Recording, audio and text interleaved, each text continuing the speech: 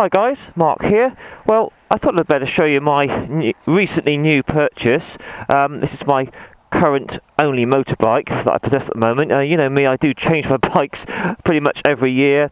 But I've always fancied one of these. This is a Honda CBR 600 F3 1997 vintage, over 20 years old.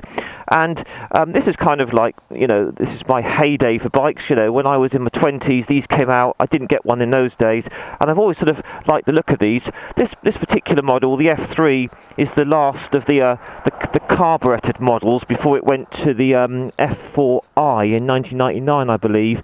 This has got the updated Ram Air induction system, which gives it a bit more power and speed. And I have to say, it's a beautiful bike to ride. This is 1997. I paid £1,400 for it.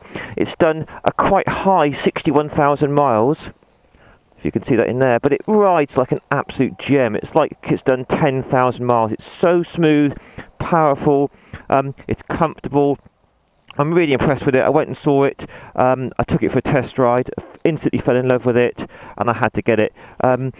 So what I'm going to do is just going to walk around the bike, show you a few things about it, go for about 10 miles as usual, and then give you my final thoughts. And so let's say this is a 1997 CBR 600, came out in about 87, I believe, the first jelly mould, and they've got better and better since.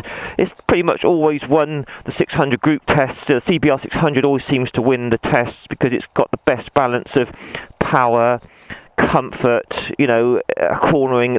All the journalists love them, the CBRs.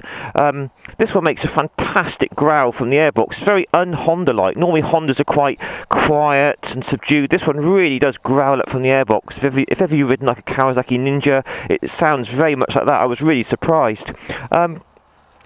Few bits that I've done to it. I put the levers on. I had to change the steering head bearings because they were a bit notchy, and I've also put on some new braided hoses on it there, just to make the brakes a bit firmer. I changed the tyres, they were a bit worn, but now it's all up together. It's had one lady owner all its life, would you believe? So it's quite a good buy. Apart from a few little scratches here and there, it's in, as you agree, pretty much generally really nice condition.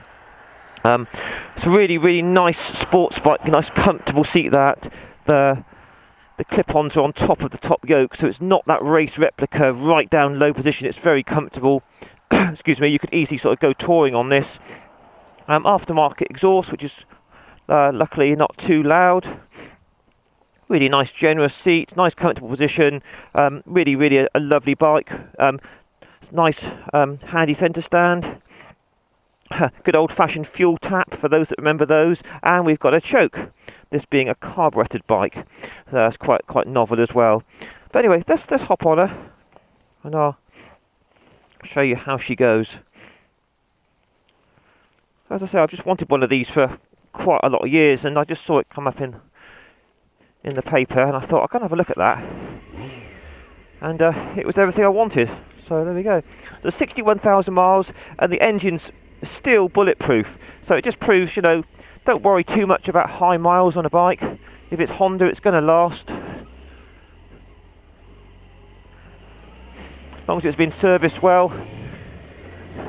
So this is like the last of the carburetted models, and they've improved this engine so well. I'm in third gear now, 3,000 revs. You open the throttle up, it really shifts. For a 600, it feels a bit more. Feels more like a 700 or 750, to be honest. Super smooth. Pretty much no vibrations at all on this bike. Nothing through the pegs or the bars. Really nice big mirrors. As I say, I've done quite a bit of miles on this already, and it's very, very comfortable to ride. So I've copped the traffic a bit today. I've come out in the afternoon. To say it's as it's a carburetted bike, the throttle response is quite sort of soft and rounded, shall we say, rather than a fuel injection bike, which is a bit more instant. There's plenty of low RPM power with this, and then comes into the mid-range, it really flies, and I'll show you what the top end's like in a minute of the revs. So for a sports bike, this is lovely and comfortable. Yeah, there's a bit of weight on my wrists, but it's, you could do 200 miles on this in a day, no problem. Nice big mirrors, not a bit of vibration there. And this aftermarket screen's deflecting the wind right up over my head, so there's just no problems with the wind at all. I absolutely love the, I don't know if you can see it, the white tacho on this later model. Earlier models had the black tacho there. Obviously all old school here. You've got, you know, analog odometer and trip meter, which is quite funny. Most bikes these days are LCD digital. You've got a temperature gauge. So I've just changed the brake lines on this, and the brakes now are really firm. You could easily lock the front up, so that was a worthy addition. And I just noticed that the steering head bearings were a bit notchy, so I replaced those as well. Apart from that, it's full service history, and it just rides beautifully. Now, I've looked at the suspension on this, and it looks to me like it's the original suspension, but it's still really compliant. It's plush, it doesn't jar your fillings, it corners beautifully, very precise. I mean, these bikes in their day were top of their league, and even today, you know, I've ridden loads of modern bikes, and this is still a really nice bike to ride. I'll just take a left up here in a minute and show you what her performance is like. So back brake's nice and firm now that I've changed the brake lines. So we're in second gear now. I'm going to open her up a bit for you down here. Here she comes through the mid-range, rips up there, and then wow, it absolutely howls. Absolutely howls. It's beautiful. I was really shocked and surprised when I opened this up for the first time. I was expecting it to be a bit more Honda-esque, should we say, i.e. a bit more bland, but it's actually an absolute head case when you rip it up. And it's so nicely balanced that you can change direction. The suspension's good, the brakes are great on it, really strong. So it takes top gear. Let's try some top gear acceleration. So we're sort of doing about 40ish now, full throttle, and we're right up to 60 straight away. It's a really bumpy corner, this one, and it's great round there.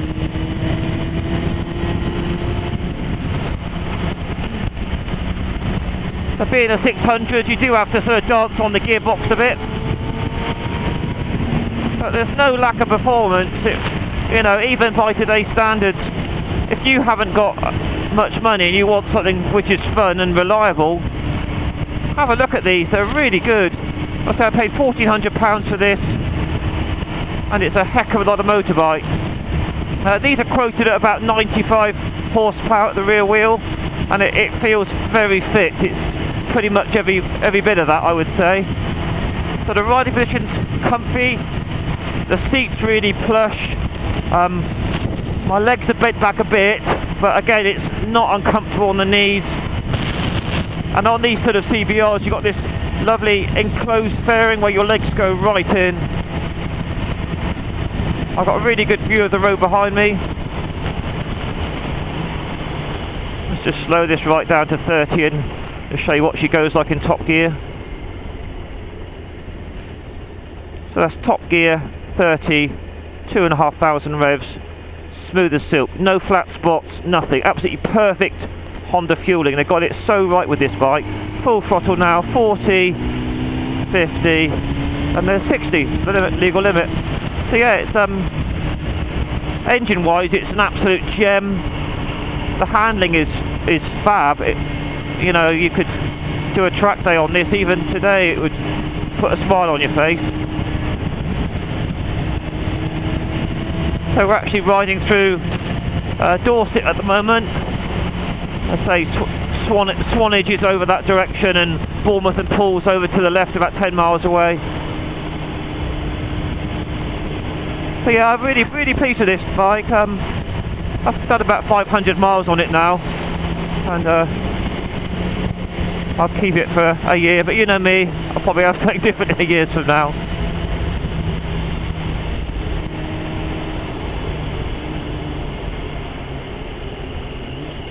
Alright, so I think we'll call it a day now because it's going to be dark in about an hour. Better head home.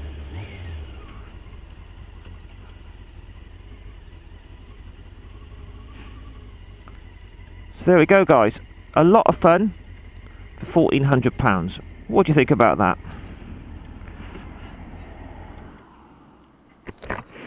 £61,000 miles, sweet as a nut, really nice.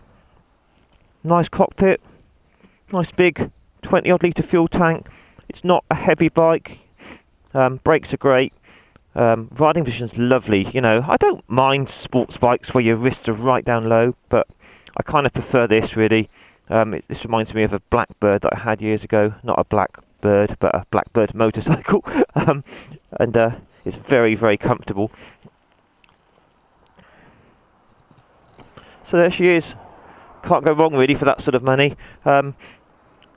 If you like this bike, guys, please give me a thumbs up. Feel free to subscribe and share, and maybe post in the comments. You know, have you owned one of these bikes before? Do you own an older bike now? You know, what are your views on buying older bikes with high miles? I was always a bit sceptical. This is the highest mileage bike I've ever owned, and I took it for a ride, and I said to myself, if it rides lovely, I'm going to buy it. And it's like 20,000 miles, absolutely beautiful. So thanks for watching again, guys. I'm going to try and post some more videos now, because I've got a lot more free time now. So, yeah, please ask questions, post some comments. Always good to hear from you and keep in touch. So, I'll say bye, and I'll catch you again on the next video. Thanks a lot, guys. See you soon. Bye-bye.